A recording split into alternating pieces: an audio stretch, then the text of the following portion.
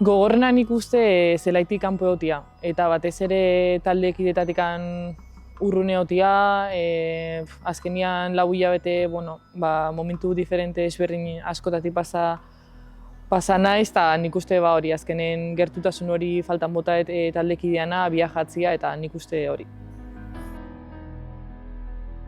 Nik uste etapa ezberdinak bizitza dituzula lesionatuta zaudenetikan, eta nik uste azkenian mentalki azeptatzia dela bai momentu honak eta txarrak edukiko dituzula prozesu guzti honetan, eta nik uste bai ondo zaudenian ondo berdala eta baita gaizki zaudenean gaizki bertzela, eta nik uste prozesu guztiak laguntza askokin ondo eraman ditutela.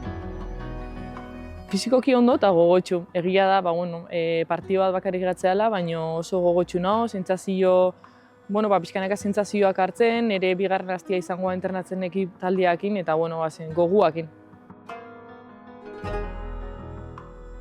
He estado muy orgullosa de ellas porque han hecho partidos increíbles.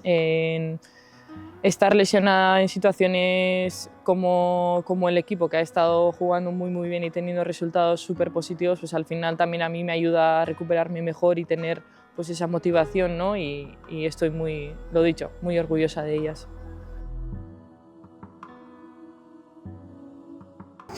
Oso nerviosa neo, nire lagunak eta etorri zen ikustea, eta azkenian partioa ikusita egia esan enun espero jolastia, baita ez, eta jeraiek esan zinean berotzea teatzeko,